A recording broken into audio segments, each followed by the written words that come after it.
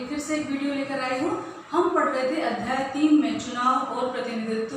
तो प्रतिनिधित्व के तहत हमने पहले पढ़ा कि कैसे कैसे जो है कौन सी प्रणाली भारत में प्रचलित है, समानुपातिक प्रणाली क्या होती है, बहुमत प्रणाली क्या होती है ना, ये सारी चीज़ें हमने पढ़ी। उसी क्रम में आगे हम बढ़ते हैं और आज हम पढ़ेंगे निर्वाचन क्षेत्रों का आरक्षण, यानी जो चुनाव में क्षेत्र होते हैं। क्या हुआ था कि जब भारत स्वतंत्र हुआ था तो, और आज भी हमारे यहाँ अभी समाज में असमानता है, जातिगत असमानता बहुत ज़्यादा है। तो कुछ लोग बहुत धनी, बहुत अमीर हैं, कुछ गरीब हैं। तो इस तरह से इसको ध्यान दृष्टिगत रखते हुए उन्होंने कुछ आरक्षण की व्यवस्था की थी। वो व्यवस्था 10 वर्षों के लिए की थी। उनको ऐसा अनुमान था कि आने वाले 10 वर्षों में शिक्षा के माध्यम से, हमारी योजनाओं के माध्यम से सभी वर्गों का समान विकास हो जाएगा और फिर इस आरक्षण की आवश्यकता नहीं रहेगी। तो ये प्रारंभ किया गया था। उससे पहले भी था चुनाव, उससे स्वतंत्रता के पहले भी ब्रिटिश शासन में भी ऐसे अलग प्रतिनिधि वो निर्वाचन क्षेत्र निर्धारित किए गए थे, लेकिन वो अलग था और हमारे यहाँ अभी अलग प्रणाली है। उसमें ये था कि ये जो विशेष जाति के लोगों के लिए अलग से आरक्षण व्यवस्था थी और उसमें सिर्फ वही लोग, उसी समुदाय के लोग वोट डाल सकते थे, अन्य कोई नहीं। पर वर्तमान में जो आरक्षण की व्यवस्था है वो हमारे यहाँ अनुसूचित जाति और जनजाति वर्ग के लिए आरक्षण की व्यवस्था की गई है। और उसमें क्या है कि निर्वाचन क्षेत्र बना दिया जाता है और उसमें प्रत्याशी उस समुदाय का उसका होता है, लेकिन वोट सभी लोग डाल सकते हैं। ऐसा नहीं है कि उस पूरे क्षेत्र में अगर कोई अनुसूचित जाति या अनुसूचित जनजाति या पिछड़ा वर्ग का कोई व्यक्ति या सामान्य वर्ग का कोई व्यक्ति खड़ा है तो सिर्फ उसी जाति के, उसी समुदाय के लोग वोट डालेंगे, ऐसा नहीं है। हमारे यहाँ अभी जो वर्तमान में व्यवस्था है आरक्षण की, उसमें उस समुदाय जिसके लिए वो आरक्षित है सीट, उस समुदाय का व्यक्ति खड़ा होता है और सभी लोग उसको वोट दे सकते हैं। तो आइए जानते हैं ये जो आरक्षण व्यवस्था है इसमें क्या है कि अनुच्छेद 16(4) हम जब पढ़ रहे थे ना समानता का सिद्धांत, समानता का जो अधिकार है 14 से 18 तक, तो अनुच्छेद 16 में अवसर की समानता है। अवसर की समानता अर्थात शैक्षणिक संस्थाओं में, चुनाव में या अन्य जगहों पर नौकरी के लिए अवसर की समानता होगी, कोई भेदभाव नहीं होगा। लेकिन इसी में अनुच्छेद 4 के तहत आरक्षण दिया गया है उन वर्गों के लिए जो उस समय कमजोर वर्ग माने जाते थे, उनके लिए आरक्षण की व्यवस्था की गई थी। तो आओ हम देखते हैं कि जो लोकसभा की सीटें हैं कुल 543, उनमें से 84 जो है अनुसूचित जाति के लिए और 47 जो है अनुसूचित जनजाति के लिए आरक्षित की गई है। ठीक, अब ये व्यवस्था कब तक की गई थी? 10 वर्ष के लिए, लेकिन बढ़ाकर इसको वर्तमान में 2020 तक कर दिया गया था, यानी इस वर्ष तक ये व्यवस्था है। आगे ये बढ़ेगी, ये खत्म होगी, ये अभी इतिहास भविष्य का प्रश्न है, तो इस पर अभी हमें आपको क्लियर नहीं कर सकते, पर 2020 तक अभी ये व्यवस्था कर दी गई थी। ठीक है, अब बात होती है कि ये आरक्षण, स्थानों का आरक्षण कौन करता है, कौन कैसे निर्धारित करता है कि ये सीट जो है वो अनुसूचित जाति के लिए होगी, अनुसूचित जनजाति के लिए होगी, सामान्य वर्ग के लिए होगी, है ना। तो ये परिसीमन आयोग होता है जो एक स्वतंत्र और निष्पक्ष आयोग है। परिसीमन आयोग वही निर्धारित करता है कि कौन सा क्षेत्र, कौन सी सीट, विधानसभा सीट या लोकसभा सीट किस समुदाय के लिए, किस जाति वर्ग के लिए आरक्षित होगी। ठीक है, और इनकी संख्या जो है जहाँ ऐसे कैसे निर्धारित करते हैं, उनको भी एक क्राइटेरिया होता है निर्धारित करने के लिए। तो जहाँ जिस समुदाय की ज़्यादा जनसंख्या होती है उस स्थान को उनके लिए आरक्षित कर दिया जाता है। जैसे जहाँ अनुसूचित जाति का बाहुल्य है वो सीट उनके लिए, हालांकि और भी जातियाँ रह रही हैं और भी लोग समुदाय रह रहे हैं, लेकिन वोट वो सब करेंगे।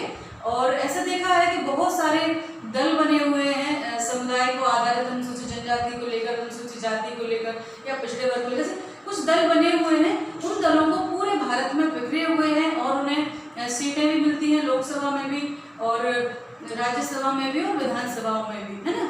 तो हालांकि उस सीट को देते हैं कि जो सीट वहाँ ज़्यादा बाहुल्य हो, लेकिन वो ये भी ध्यान रखते हैं परिसीमन आयोग पूरे देश में ये इनका बिखेर देते हैं, क्योंकि इनका बिखराव किसी पर्टिकुलर एरिया में नहीं है, पूरे देश में जनजातियाँ हैं, पूरे देश में अनुसूचित जाति है, तो इस हिसाब से वो इनको बांटते हैं। तो परिसीमन आयोग ये क्षेत्र निर्धारित करता है कि फलाना क्षेत्र जो है इनके लिए, है ना।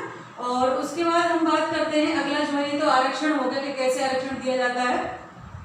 आरक्षण को लेकर बात शुरू से ही चल रही है कि कमजोर, हालांकि और भी कमजोर वर्ग थे, आज भी कमजोर वर्ग हैं, और प्रश्न ये उठ रहा है कि जो 1947 पे 50 में जो व्यवस्था 50 के बाद की गई थी, क्या वो रहनी चाहिए, एक प्रश्न है कि जो अब आरक्षण है वो जातिगत ना हो के आर्थिक हो, बहुत सारी चीजें हैं। ये सब चुनाव आयोग का काम है, हमारी सरकार का काम है। वो इस दिशा में जैसी भी परिस्थितियां देखेंगे तो संविधान में इसके लिए संशोधन करना पड़ता है, आसानी से ये चीज नहीं होती है। जहाँ की महिलाओं के आरक्षण की बात चल रही है कि महिलाओं को भी जो है आरक्षण देना चाहिए, क्योंकि विधानसभाओं में और सभी संसद में इनकी संख्या नहीं। हालांकि नगर निगम, स्थानीय सरकार जो है, चाहे शहरी स्थानीय शासन हो या नगरीय ग्रामीण शासन हो, इनमें इनको 2/3 आरक्षण मिल चुका है और काफी संख्या में ये वहाँ पहुँचती हैं। तो ये भी मुद्दा उठ रहा है। हालांकि संविधान संशोधन इसके लिए करना पड़ेगा और 2-3 बार प्रयास भी किया गया, पर अभी तक ये विधानसभा और लोकसभा के लिए आरक्षण के लिए अभी ये प्रस्ताव विधेयक पारित नहीं हो पाया है। तो चल रहा है, प्रक्रियागत है, क्योंकि हमारा राजनीति विज्ञान पूरा चलायमान है ना, स्थिर नहीं है कि जड़ है। वो तो नित्य नए परिवर्तन होते हैं, नित्य नई बातें उसमें सामने आती हैं।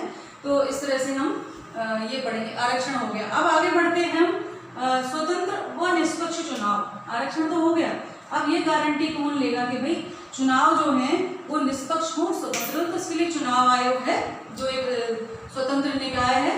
अब उसके लिए क्या व्यवस्था की गई है? सार्वभौमिक व्यस्त मताधिकार। इसका अर्थ होता है, पहले भी मैंने बता चुकी हूँ, कि हर वो व्यक्ति जो आयु निर्धारित करते हैं, अलग अलग देशों में अलग अलग होती है। हमारे भारत में 1989 तक 1989 तक 21 वर्ष थी ये व्यस्तता की आयु, 21 वर्ष थी, जिसको घटाकर संविधान संशोधन द्वारा 1989 में 18 वर्ष कर दी गई है। तो वर्तमान में भारत में हर 18 वर्ष की आयु प्राप्त स्त्री पुरुष है ना, कोई भी हो, किसी भी जाति वर्ग का हो, किसी भी लिंग का हो, किसी भी धर्म का हो, इस किसी भी कोई भी शैक्षणिक योग्यता हो, कोई भेदभाव किए बिना उसको मताधिकार का अधिकार है। वो किसी भी व्यक्ति को चुनाव में जो है वोट दे सकता है। ये हमारे भारत में व्यवस्था है। और इसी तरह कोई भी व्यक्ति जो है चुनाव लड़ने के लिए भी स्वतंत्र है, अगर वो सारी जो क्राइटेरिया है उसके लिए उसको पूरा करता है। जैसे कि विधानसभा और लोकसभा के लिए आयु जो है 25 वर्ष है, वो पूरी करता हो, है ना, भारत का नागरिक हो, दिवालिया ना हो, ये जो सारी चीजें विधायकों के लिए निर्धारित है, वो सारी चीजें पूरी करता हो तो वो भी चुनाव लड़ने के लिए, चाहे राष्ट्रपति का चुनाव हो, चाहे प्रधानमंत्री, कोई भी चुनाव, किसी भी, चाहे पार्षद का हो, छोटा से छोटा, चाहे पंच सरपंच का हो, सभी में चुनाव लड़ने के लिए वो स्वतंत्र है, अगर वो सारी चीजें पूरी करता है। एक कानूनी बाध्यता है, इसमें होती है, बाध्यताएं भी होती हैं। तो ये है कि अगर किसी व्यक्ति को 2 या 2 से अधिक वर्षों के लिए जेल हुई है तो वह चुनाव लड़ने योग्य नहीं माना जाता। ये कानूनी बाध्यता है और होनी भी चाहिए। पर शैक्षणिक आधार पर, धार्मिक आधार पर, जातिगत आधार पर, लिंग के आधार पर कोई भी बाध्यता हमारे भारत में नहीं है कि वो चुनाव के लिए अयोग्य है। तो ये इस तरह से प्रयास किया जाता है भारतीय जनता को। हालांकि ये प्रश्न है कि इतने बड़े वर्ग को सिर्फ उसके आधार पर आपने वोट दे दिया। कुछ लोग कहते हैं कि भाई शैक्षणिक योग्यता भी होना चाहिए, जो मतदाता है वो भी पढ़ा लिखा होना चाहिए, जो खड़ा हो रहा है वो भी पढ़ा लिखा होना चाहिए। बिल्कुल सही है, लेकिन जिस समय ये व्यवस्थाएं की गई थी उस समय भारत की साक्षरता दर 18 के आसपास थी, 18% थी। तो उस समय अगर सिर्फ 18% लोगों को वोट का अधिकार दिया जाता तो क्या वो सभी पूरी जनता का प्रतिनिधित्व करते? क्या ये संभव था? तो हमारे जो संविधान निर्माता, सभा के निर्माता, वो सब इस बात को जानते थे कि एक अच्छा जनमानस है, हमारे यहाँ सोच समझ रखते हैं कि इस आयु का व्यक्ति जो है परिपक्व व्यक्ति हो जाता है और उनको पता है कि उन्हें किस व्यक्ति को चुनना है, कहाँ विधानसभा और लोकसभा में किसे पहुंचाना है। तो ऐसा मानकर उस समय की परिस्थितियों के अनुसार ये हुआ था। हालांकि ये अच्छा मुद्दा है और होना भी चाहिए कि जब सभी पदों के लिए शैक्षणिक योग्यता है तो ये बहुत बड़े पद हैं, इनके लिए भी शैक्षणिक योग्यता होनी चाहिए। आगे हो सकता है भविष्य में परिवर्तन हमारे यहाँ होते रहते हैं, जैसे कि मैंने भी बताया। राजनीति में तो नित्य नए परिवर्तन चलते रहते हैं हमारे राजनीति विज्ञान में। तो ये इस तरह से हमारे यहाँ शैक्षणिक आधार पर, जातिगत आधार पर, लिंग के आधार पर कोई भी भेदभाव नहीं है। कोई भी व्यक्ति किसी भी पद पर पहुंच सकता है। तो आज इतना ही। अगला मैं पढ़ाऊंगी कि चुनाव आयोग के सुधार पढ़ाऊंगी, चुनाव आयोग कैसे चुनाव कराता है, इस सब के बारे में बात करेंगे हम। आज अभी इतना ही। आपको छोटे छोटे टुकड़ों में बता रही हूँ जिससे आसानी से समझ आए, क्योंकि आप 10th पास करके जस्ट आए हैं, NCERT लग गई है, तो ये बड़ी बड़ी बातें आपको समझ में कम आएंगी। लेकिन ध्यान रखिए, जब भी आपके पास अभी अगर कभी आप ग्राम में रहते हैं, गांव में रहते हैं, तो आपको पंचायत के चुनाव जरूर देखना चाहिए, बड़ी सूक्ष्मता से। उसमें बहुत ज़्यादा इन्वॉल्व नहीं होना है ना, राजनीति में नहीं पढ़ना है, लेकिन हम दूर बैठ के ये देखेंगे कैसे कौन प्रत्याशी खड़ा है हमारे वार्ड से, जिस वार्ड में आप रहते हैं, कौन पंच चुना गया, सरपंच कैसे, थोड़ी सी पूछ के बातचीत के जरिए अपने अभिभावकों से, अपने अड़ोस पड़ोस में जो जानकारी रखते हैं इनकी, उनसे बातचीत करके जरूर पता करें, क्योंकि यही आपकी प्रयोगशाला है।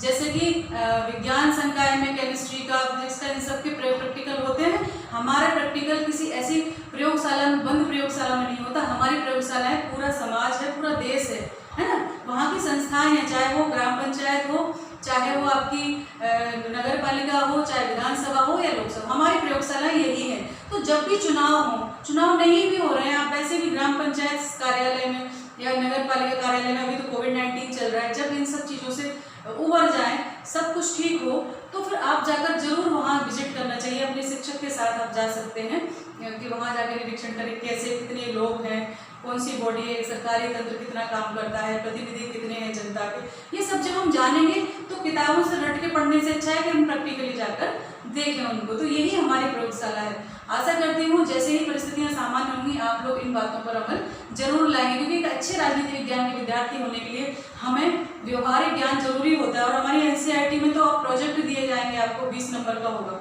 उसमें तो ये करके ही देखना है आपको। पहले होता था 100 नंबर का पेपर हो गया, हम लिखे आए और हमें नंबर मिल गए, पर अब आपका 80 मार्क्स का पेपर होगा और 20 मार्क्स के ये प्रोजेक्ट ही होंगे जिनमें आपको जाके प्रैक्टिकल करके देखना है।